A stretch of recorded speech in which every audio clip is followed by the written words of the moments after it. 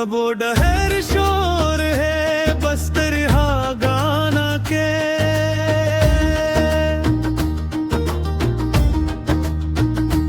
माटी के खुशबू बसे हर एक तराना के।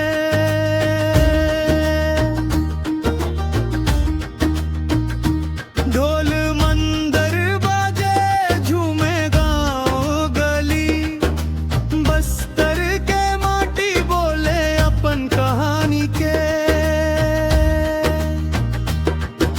साल्फी माँ हुआ तेंदू पत्ता छाव है, नाचा गाना माँ बसे अपन ठाव है। पर्व त्योहार रंगीले खुशियाँ पार है, बस्तरी हा बोली माँ मीठा प्यार है। सबो डहर शोर है बस्तरी हा गाना के। माटी के खुशबू बसे हर एक तराना के।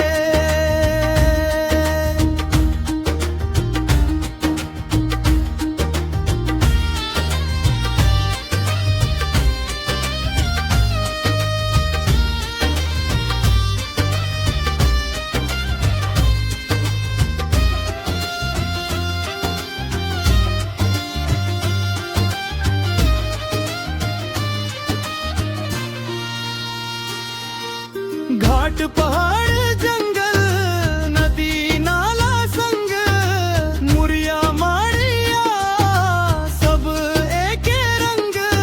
परंपरा के दीप जले हर एक घर रहे, बस्तरी हा संस्कृति माँ साचा असर है।